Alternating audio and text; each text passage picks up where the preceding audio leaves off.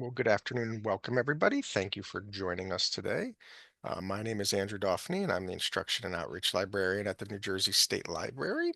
And it is my pleasure to welcome back a speaker we've had before, Brian Armstrong, who is an independent historian, researcher, and author who frequently lectures throughout the state on local history.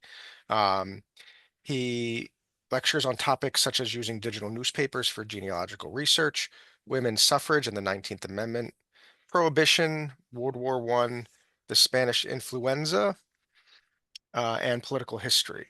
In his 2019 book, The Franklin Park Tragedy, A Forgotten Story of Racial Injustice in New Jersey, won the 2020 NJSAA Author Award, and he is the president of the League of Historical Societies of New Jersey and the past president of the South River Historical and Preservation Society. So welcome, Brian. We really appreciate you speaking with us today, and this is going to be kind of a pre-author talk, I'll call it, because this topic, Murder, Disaster, and Scandal in New Jersey, is a book that Brian is currently working on that he's hopefully going to be finishing in the next, maybe year or so. So we're kind of getting a sneak peek here.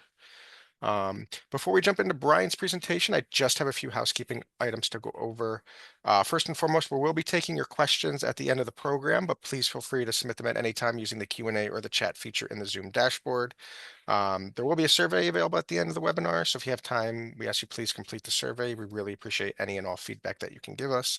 And as I mentioned, as this book is not yet out, but if you want to learn a little bit more about Brian's work, as well as maybe where to go when this book is released, you can visit his website, armelvis.com, and see some of the other work that Brian has done. And then one last thing I have for you is just a brief overview of the Zoom dashboard. This is what your dashboard should look like if you're using a PC or a Mac. The dashboard may look a little bit different if you're using a mobile device, but all the features should still be there. In the bottom left-hand corner, you can check your audio settings. So if you're using an external listening device, like a headset or earbuds, you can check to make sure it's connected properly there. At any point during the presentation, if you have any issues, there is a raise hand button here in the middle.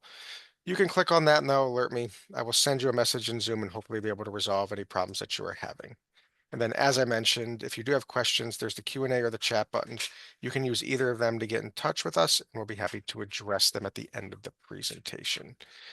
So that is everything that I have for you. So Brian, take it away.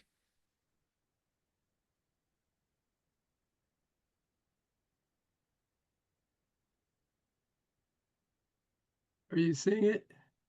Not yet. Oh, Okay, there you go. Now you see it? All good? Yep, good. Okay, great. Welcome, everybody. Great to see you here. Just going to try to make this thing move. There you go. It's going to start out kind of my inspiration for this presentation is a book I bought when I was about 15 years old called The Good Old Days They Were Terrible. And I was always taught, like, the late 1800s after the Civil War, this was a glory time, the golden age, Gilded Age kind of stuff. And this book kind of brought out a lot of the dark side of those days about, pollution and tainted medicine and tainted food and other types of things that went on. So I kind of got my interest in kind of the craziest side of history. Today, I'm going to talk about the different 21 counties, and I'm going to associate a kind of calamity with each of the counties as you see them. And it'll try to give you an idea of different things that have happened over the history of New Jersey over the last 300 years.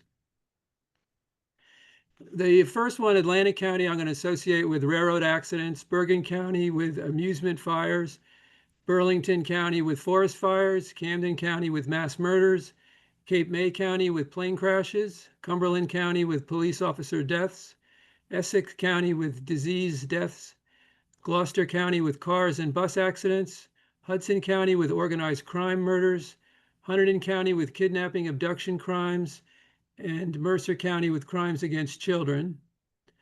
Middlesex County, clergy sex scandals, Monmouth County, animal attacks, Morris County, political scandals, Ocean County, ship disasters, Passaic County fires, Salem County earthquakes, Somerset County serial killers, Sussex County storms and floods, Union County industrial accidents, Warren County family murders, and then I'm going to end the presentation talking about New Jersey celebrity scandals.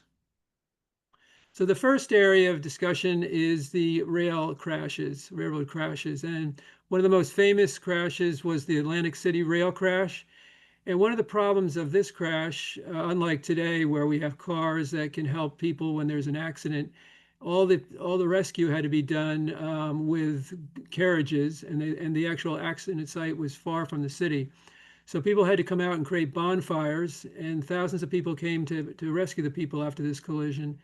And 50 people ended up dead. 42 were dead at the accident and actually had to line the corpses along the road to remove them and bring them into the city. So this was a pretty serious crash at the time. Railroad travel was very dangerous in this era, and oftentimes people would have insurance because oftentimes people would get injured or there'd be accidents.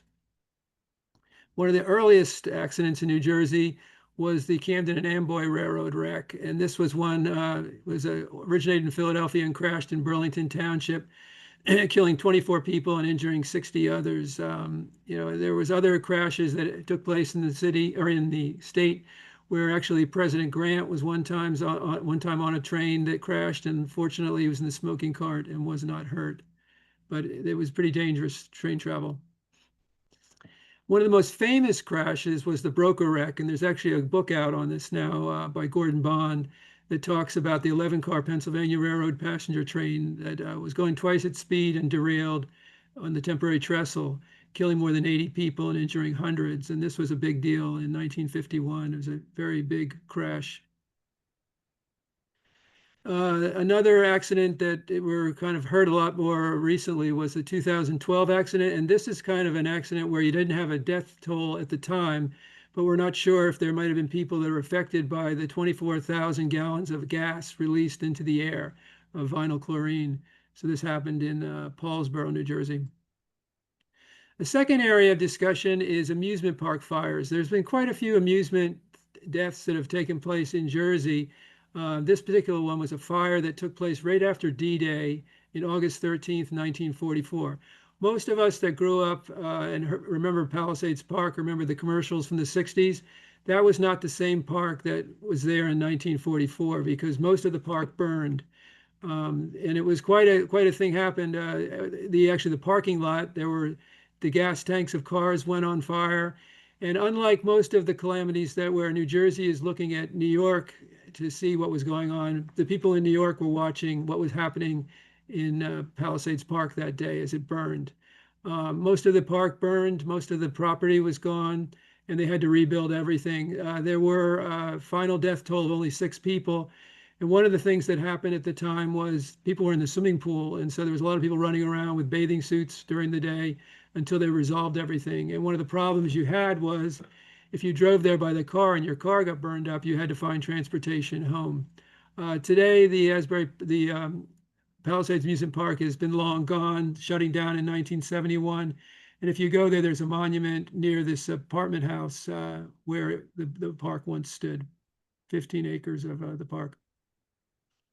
Forest fires is a big thing in New Jersey. We hear about the fires out in California or in Oregon, but New Jersey has had lots of fires over the years, and most of them take place in the Pinelands area, like Burlington, Ocean County, and Atlantic County.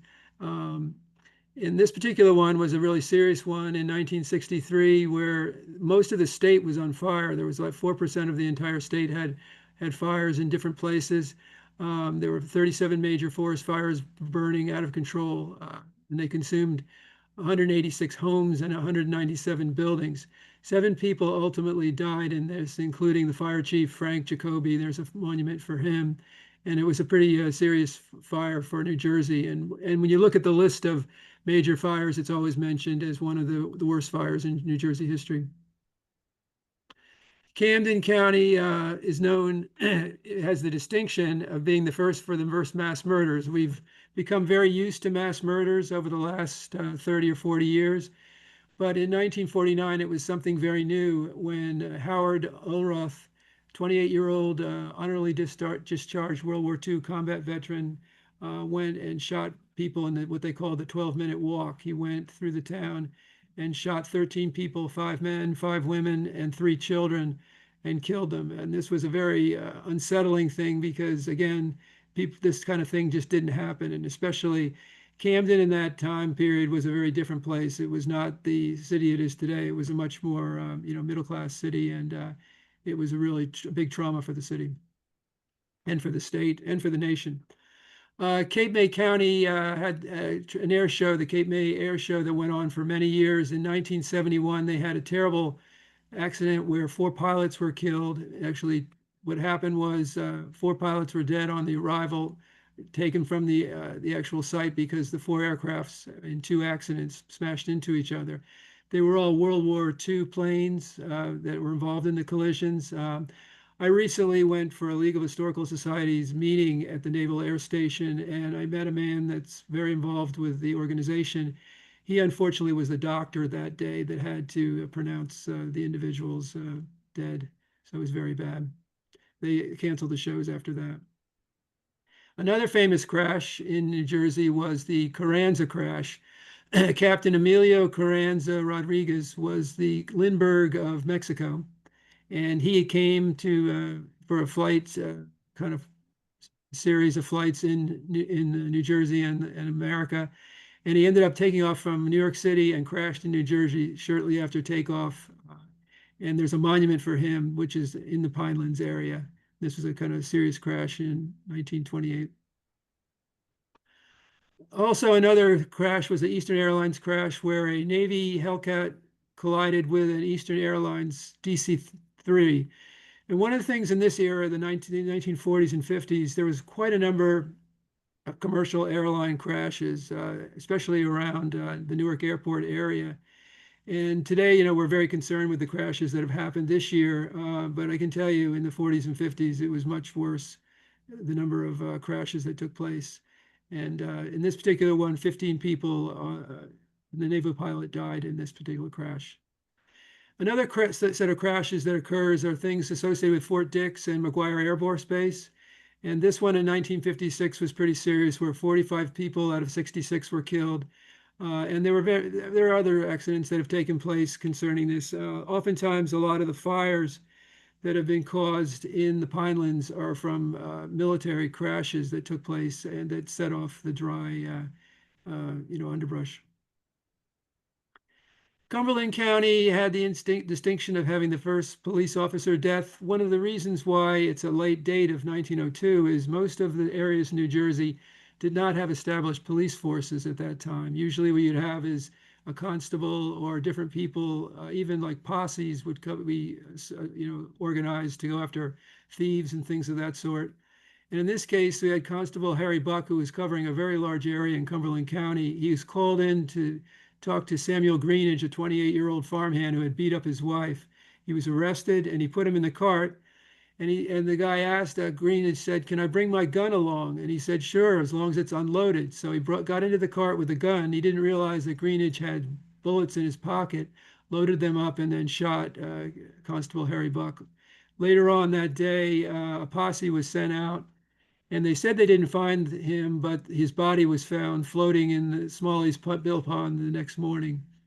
Constable Harry Buck was memorialized in 2011 in the Law Enforcement Memorial in Washington, D.C.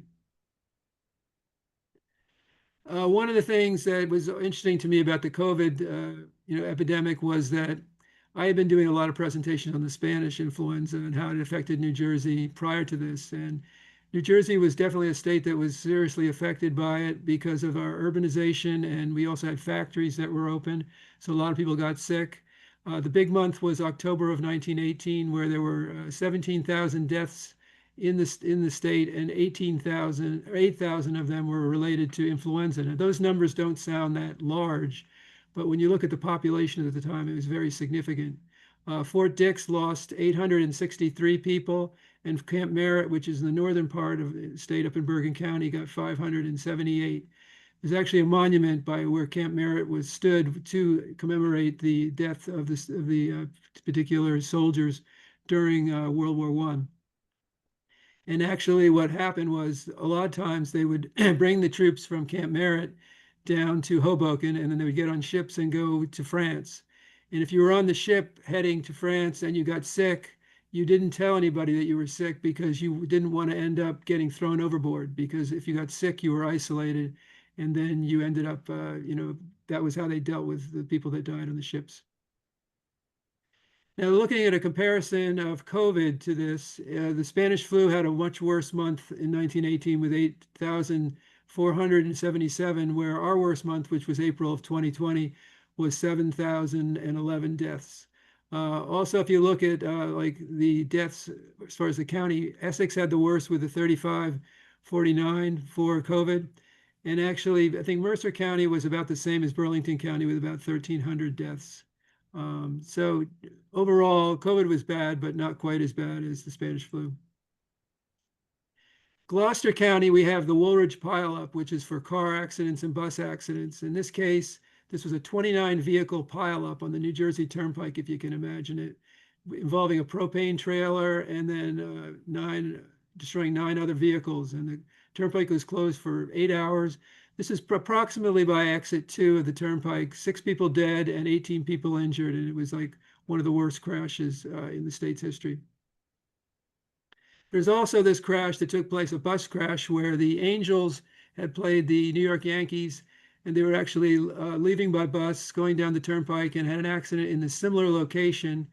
And the manager of the Angels was injured, but nobody died in this particular crash. But you can see on the lower picture there, it was a pretty serious crash in 1992.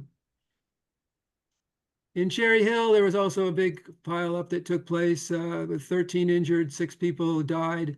This took place in 1987. This was a big pileup.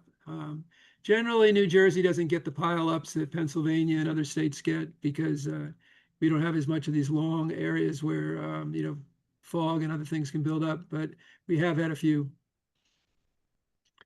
Murder, one of the things we're known for, of course, with The Sopranos and other types of shows about organized crime is organized crime murders. And this is a pretty infamous one where the bodyguard of this one big mafioso guy was killed and stuffed into the trunk of his car and left by what was the Two Guys store in Kearney.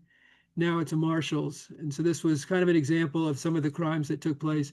Oftentimes, the area of Brick was called the Cosa Nostra Cemetery because they would kill the people in New York and then drive them down to the Pinelands and drop the bodies. So anything you've heard about The Sopranos, there's quite a lot of things to support it.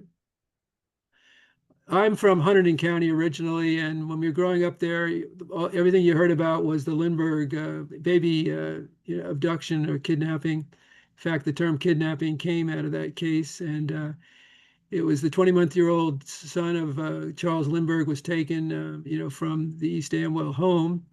And there's a lot of still speculation on this. Some people have said Lindbergh was involved in it, but the bottom line was that Bruno Hoffman was eventually tried in Flemington, New Jersey.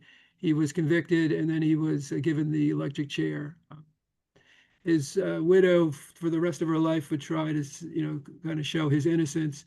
Some believe that there were others involved in the conspiracy. Also, now in Mercer County, one of the most significant things is crimes against children. And many people have heard of Megan's Law, but don't realize that it originated from the incident of Megan Kanka, who was murdered by a sex offender in Mercer County. There's actually a monument for her near where she grew up. And what would happen was the New Jersey Avenel Adult Diagnostic and Treatment Center it was for sex offenders. There was a group house where a number of them had lived nearby, and no one really knew about it. And she was abducted by one of the individuals in the house, Jesse Timendowquist. And after this happened, the outrage from this, her parents fought very hard for the Megan's Law to be passed in New Jersey, and then it eventually became a federal law. And I can tell you it's a good thing because at one point where I lived in Millstone Township, we were able to know that one of the people in our neighborhood was on that list. And so we were very cautious. Clergy sex scandals, we always hear a lot about this. One of the more famous ones was the Cordova elopement scandal, where the minister in South River, New Jersey, took off with the choir girl on a couple elopements and eventually was brought back, tried in New Brunswick, and then was given a sentence of 4 years in state prison for abandoning his wife and then also abuse. Eventually, the couple would eventually go to Flint, Michigan and take off and create new identities. I wrote a book earlier this year about this whole scandal. So if there's any more interest in this, you can check on that as well. Animal attacks. One of the things that we're famous for is the real Jaws attack, which took place in 1916. And of all crazy places where you wouldn't think it to happen, in Matawan and Spring Lake. The first attack was in Beach Haven, then there was one in Spring Lake, and then eventually on Matawan Creek. 4 people ended up being killed by sharks. And since that time, I don't think there's been anybody in New Jersey killed by a shark, but in 1916. And what made this bad was there had been a wave of a heat wave and then also a polio epidemic. So a lot of people were going to the shore to kind of get away from it. So it made it a higher chance for someone to get attacked.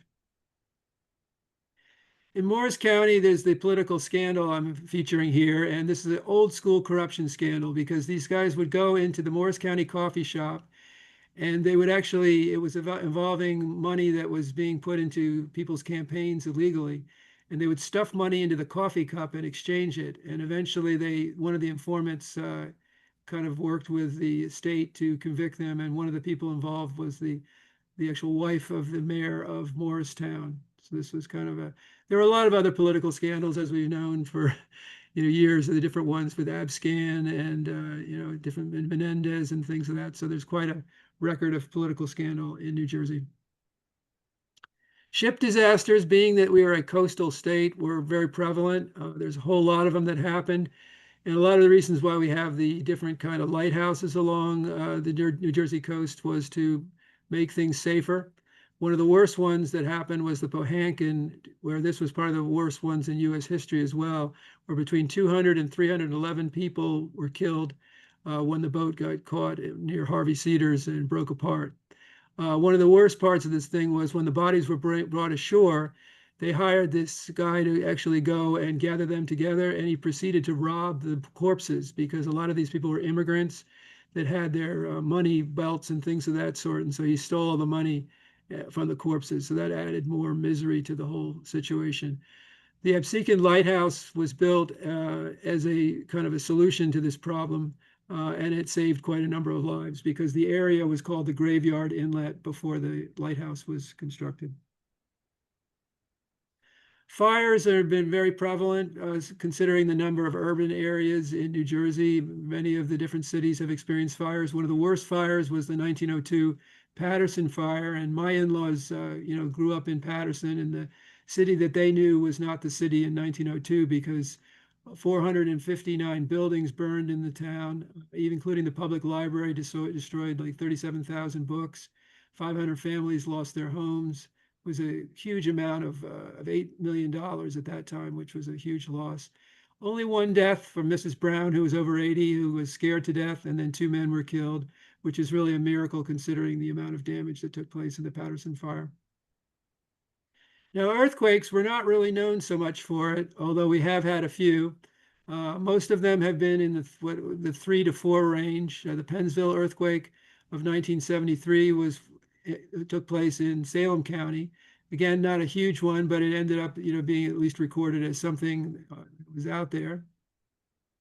Most of what goes on in New Jersey is along the Ramapo Fault, and this is the area where there's the most concern. This used to go all the way up into New York State, and this was where the nuclear power plant used to be. And so one of the reasons they closed it down in New York because it was right on that Ramapo Fault. In 1783, there was a pretty large earthquake. This was one that was 5.3, and it affected the New Jersey Highlands and also even in New York City. Physical damage included dishes being thrown. One of the things that they used to have were these chimneys that were not firmly connected to the houses, and a lot of the chimneys came down. And George Washington was said to be sleeping when the earthquake struck in New York and did not wake at all, so it didn't really affect him too much. Other earthquakes that have taken place over the years, as you can see, most of them have been in the threes, nothing too dramatic here. All this went fine until this last year where we had the White House Station earthquake. I grew up in this area, so this is pretty significant for me. And it was the largest recorded event in New Jersey, with 4.7. The thing that's miraculous is it really didn't create a lot of damage. And I think it was probably because it was a more rural area, not urbanized. This kind of shows where the earthquakes have hit in New Jersey. As you can see, they're kind of scattered around, and most of them are in the threes, so nothing too much to worry about. We also have experienced serial killers in New Jersey. One of the worst serial killers is Charles Edmund Cullen. He was the deadly nurse who killed 400 people in a 16-year killing spree. He actually, one of the locations he was at was the Huntington Medical Center where I was born. And he pretty much terrorized various hospitals until it was found that he was putting tainted IV bags and lethal injections in the hospitals to various people's loved ones. It's very horrible. But one of the more famous serial killers was also a man named the Iceman. He was linked to various crime families. Most of the people that he killed were people that were involved in organized crime. And he claimed he killed about 100 people. And what he would do is he would cut them up and put them into a Mr. Softy truck that his friend owned to kind of disguise when the bodies were killed. And so that's why it was called the Iceman. There's a movie out, if you're interested at all, called The Iceman, starring Michael Savage, which is quite good. Storms and floods, one of the most unusual things for Sussex County. Normally, the worst floods in New Jersey occur along the Delaware River and by the ocean areas. In this case, Sussex County got hit, which is not a typical area to get hit. And they had this burst of floods. And it kind of reminds you a little bit, not quite to the extent of what's going on in Texas, but for this area, Hurricane Diane was very unusual for them. And they had a lot of landslides and things washing away and dams overflowing, bridges washing away. Most of this kind of things with storms and floods, though, has affected more dramatically the Delaware, where a number of bridges have been washed away over the years. And definitely, as we know, with Superstorm Sandy, what that effect had on the shore area. My area where I live right now, I live next to Rancocas Creek, and there was a pretty serious flood down here back in 2004, where they got a big surge of water, and 1,000 homes were damaged, caused an estimated $50 million worth of damage. As I look out of my house, I can see the creek, and I hope that it doesn't flood someday, because you never know what's going to happen these days with all the climate craziness. In Union County, there was the Humble Oil Refining Company explosion in Linden in 1970. This was an industrial accident that was pretty serious. Uh, Injured 30 people. 24 local residents were affected as well. Shock waves went around. It was 700 firefighters worked to fight it out. And what they found in the end was they really believed that it was sabotage. So they never were able to figure out who did it, but somebody had actually, done this, started this fire in the Humble Oil Refining Company. And this is a name you don't really hear too much anymore because I think it was absorbed by, Exxon or Esso. One of those companies, I think, took it over. Now, in Warren County, we have one of the most despicable crimes that took place, which is actually a family murder where a member of the family killed their parents. This was Todd Warner, murdered his parents, Frank and Joanne Warner. They had their own salon that they had run, and they were 73 years old. He beat them with wooden and aluminum bats, suffocated them with plastic bags, and then stabbed them with kitchen knives multiple times. He took the money and then went down to the Parks Casino and was caught gambling down there. He was ultimately convicted and given two 36-year prison terms to ensure that he spent the rest of his life in prison. Now we talk about the celebrity scandals. There was a number of them that have taken place over the years. Frank Sinatra, many of us have seen this picture of Frank, his mugshot, but a lot of people don't realize it was being charged with adultery because he'd had an affair with a married woman in Hoboken, and this is the reason for his arrest. As I grew up, Soupy Sales was really big on TV and radio, and so what happened at one point in 1965, this was a New Year's Day, he told kids on air of the show that they should take money from their parents' wallet and send it in to him. Supposedly $80,000 was sent in to Metro Media 5, and then a woman complained to the FCC, and so actually Soupy was suspended for a few days. Now, of course, the $80,000 Soupy claims is a total myth and that hardly anything came in. But we'll stick with the 80,000. It makes it sound interesting. One of the more interesting scandals as well was the wife swap scandal with Fritz Peterson and Mike Kekich back in 1973, where the Mawa and Franklin Lakes families, they switched their wives. And the curious thing was that although the one couple it didn't work out for, the other couple, Kedich and Marilyn, they later broke up in the 70s, but Fritz Peterson and Kedich's ex-wife Suzanne are still married. So the wife swap did work for the one couple. Another celebrity scandal was the Melrose Place actress Amy Locane. She was involved with a DWI vehicle manslaughter in Somerset County in Montgomery Township. I used to work on off of 206, so I know where this crash took place. She had been on 13 episodes of Melrose Place, and she ended up getting in this accident and killing a 60-year-old Helene Seaman and severely injuring her husband. She was a blood alcohol count of 0.23, and she was given 3 years in prison. And what's kind of curious on this, the judge in 2020 reconsidered it and gave her another 8 years. So she, for some reason, he considered that she needed more time in prison.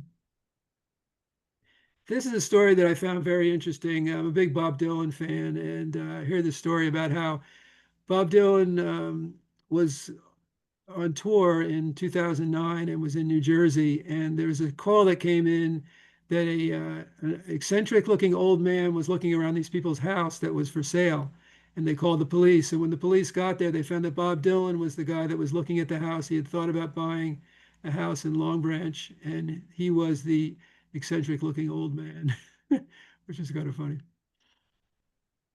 Another celebrity story was John Bon Jovi's daughter. She had an overdose at college, in this Hamilton College in her dorm room. Luckily, she survived. And then after that, Bon Jovi and his daughter became very active in trying to help with the opioid crisis. I know the opioid crisis has affected a lot of people, even affected my family, and I'm glad to hear that people are trying to do something to stop it. Mike, the Situation was a big star for my daughters. They used to watch Jersey Shore, and he became a big celebrity. But of course, he didn't pay his taxes, and he ended up falsifying tax returns for nearly $9 million of income, received 500 hours of community service, $10,000 fine, and then 2 years supervised probation after getting out of prison, after a certain stint in prison. His brother also was affected by this. Another DWI was with Bruce Springsteen. He was riding his motorcycle in the Gateway National Park in Sandy Hook, and he received 3 citations, one for DWI, one for reckless driving, and one consuming alcohol in a closed area. And so he resolved all those. Another celebrity scandal was a woman who was on Dawson's Creek and then also on All My Children and One Life to Live.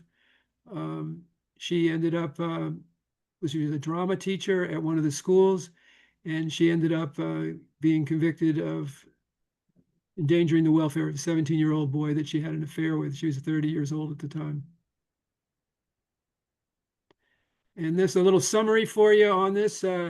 New Jersey had the first mass murder in Camden, which was kind of unusual for this era. They had the 2 biggest serial killers, Cullen and the Iceman. There's the Lindbergh kidnapping case, which was kind of the beginning of the term kidnapping and being more of an idea of that type of crime. Megan's Law originated in New Jersey with the killing of Megan Cannon and the New Jersey law first, and then actually going to a national law. Then there were shark attacks that took place here in 1916, which is pretty unusual. And the worst civilian maritime loss of life, the Bohankin, took place off of the coast by Absecon. Large Palisades amusement park fire. I can't really think of any other fire that was more significant for an amusement park, although there's been fires in Great Adventure and other areas that were of different buildings, but not to that extent. The deadly railroad accidents, we had a number of them that happened over the years, including the ones that caused quite a bit of loss of death. And then large forest fires, thousands of acres have burned. And again, I didn't really list them all here. In my book, I'm going to much more extensive list of all the different fires that took place in the Pinelands, which we're still experiencing even this year, various fires. And then many organized crime murders. I mean, as we know, there's Sopranos was a pretty popular show, but there's quite a number, even in the area, like in Cherry Hill area, there was more like Philadelphia mafia kills. A lot of things happened at the shore. There was even a guy beat to death by with a golf club in Tom's River. So there's all kinds of different things that took place. And that is the end of the presentation. I'd like to open it up to any questions people would have. All right. Thank you, Brian. If anybody does have questions, please feel free to send them our way using the Q&A or the chat, and we'll be happy to address them. Is the nurse Colin, is he still in jail? Yes, I believe so. I think he's in there for life.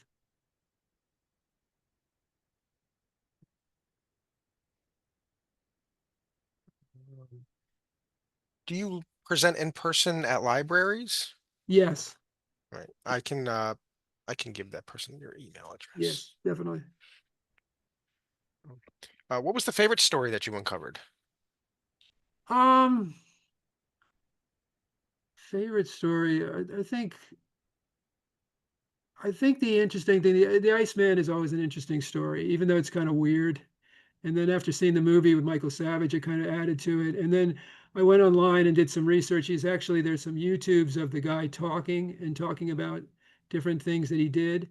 And he's a real creepy guy. So I'd say the Iceman is one that really stands out for me. And anybody that wants to learn more, just if you go and search him online, you'll find the YouTube prison interviews with him, and then also the Michael Savage movie. And also the fact that he would keep the bodies inside a Mr. Freezy ice cream truck. Every time I see those trucks now, I just don't feel the same way.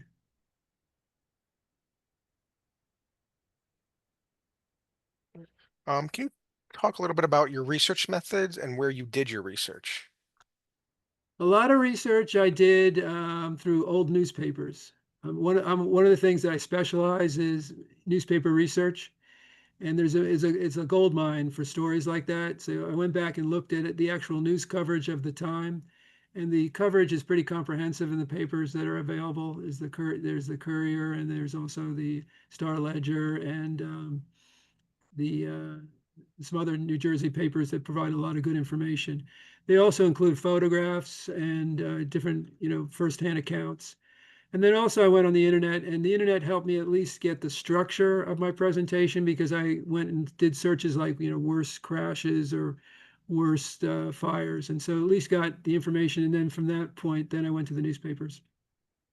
And anybody that really wants to have a lot of fun is subscribe to newspapers.com, which I use it all the time. It's like one of my biggest research tools. Do you know how Colin was found out and caught? That's a good question. I think what happened was, I believe it was in the Somerset Hospital. Somehow they realized what was going on because it seems like that was the last place where he was, kind of did his nefarious activities. So I think at some point they just something didn't click right and they caught him in Somerset County, I think, if I remember correctly. Did you ever check into the murder of two college girls in Ocean City in 1969? Ted Bundy has been named as a possible suspect. I haven't done that one, but I can tell you there's some other weird serial killers that are definitely in Monmouth County and also in Middlesex County, which I'm going to include in the book.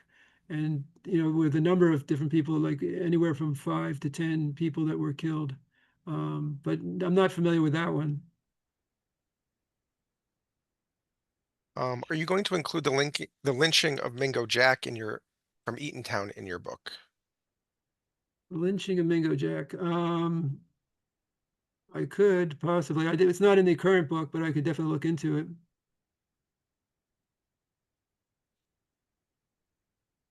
Yeah, one of the things I had originally done was to look at various hate crimes because my book, Franklin Park Tragedy, kind of focused on that. And that would definitely be a category that might be of interest too, because there's a number of incidents that took place. Even the whole incident I was telling you about the police officer that was killed, I tend to believe that the posse killed the attacker because the constable was white and the attacker was black, and I think that's why he was found drowned the next day. What do you think of the Union Hotel project in Flemington, where the reporters stayed for the Lindbergh trial? I definitely have mixed feelings on it. I like to see buildings preserved in the exact way that they are, but one of the things with that building, it was in pretty bad shape, and at least they're keeping the facade of it. It was a fight that went on for years, and being someone from Flemington, it just drove me nuts.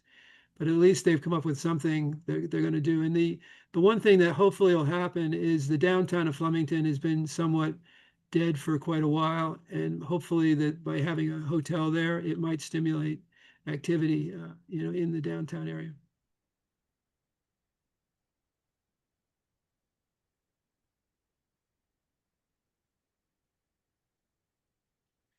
Um, Any other questions? wasn't there a big murder in Westfield or something where a father killed his entire family and That's then went off? included. That one's definitely included in my book. Okay. In fact, I had done quite an extensive research on that one, and then I saw a person present on it recently, and her presentation was like incredible. It was a very weird thing where the father was this guy that pretended he was going to work, but he wasn't going to work, and then he ended up coming back and murdering his entire family in this beautiful house that they lived in Westfield. And then after they left there, all kinds of weird satanic people started getting involved in the house, and eventually the house burned down. So it's no longer there. But yeah, that's definitely included in the book.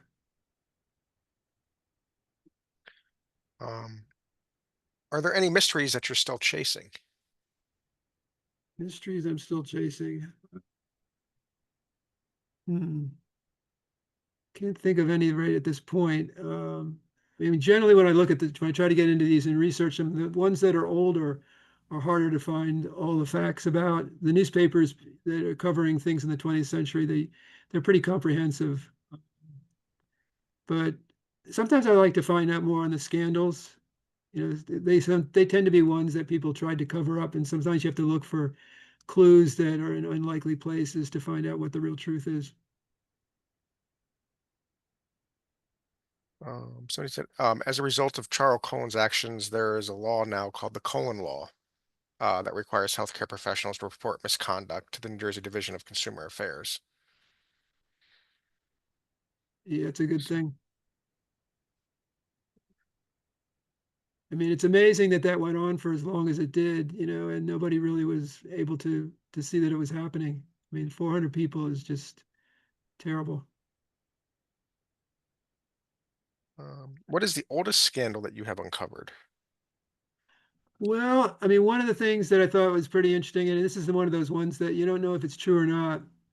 One of the first governors of New Jersey was a guy that supposedly was a cross-dresser, and there's paintings of him, but a lot of people claim that the paintings were painted to kind of discredit him afterward.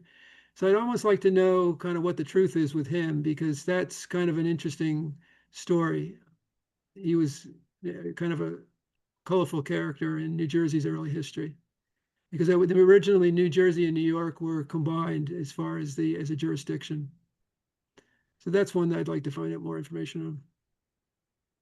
And I hope to include it. There's a painting in I think it's in the New York library. I want to include that in the book of him in his kind of colonial cross-dress look, which I thought was kind of unusual for that era.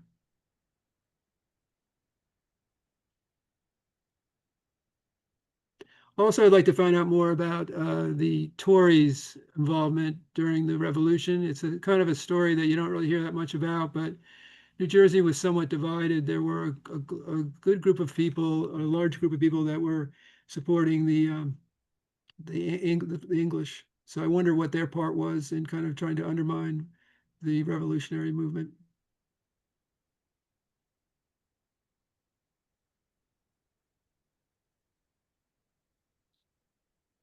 I'll give it a few more minutes to see if any other questions come in. Sure. And again, Um, if anybody still has questions, they can always send those messages through my website as well. There's an email function in there where they can send me emails. from the www.armelvis.com.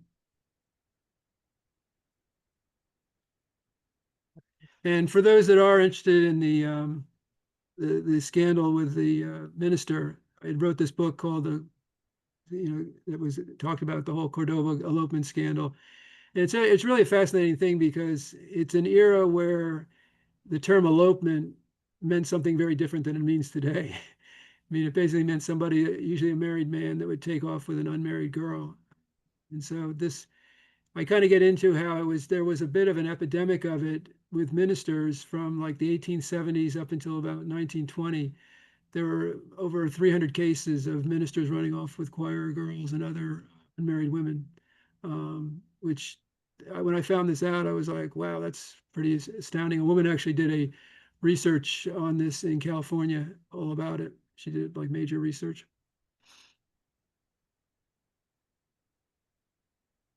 All right. Well, I don't see anything else, so we can go ahead and end it there. Thank you so much, Brian. We really, really appreciate it. All We also wish you success on the book. And thank you everybody for attending today. This is again a work in progress, so I encourage you all to check out the book when it comes out, hopefully in the spring of 2026. And if you want more information about what Brian has already been done, you can check his website. It is Arm Elvis. That's ARMElvis.com. So thank you all for attending, and thank you, Brian. Everybody safe, be well, and hopefully we'll see you soon. Take care.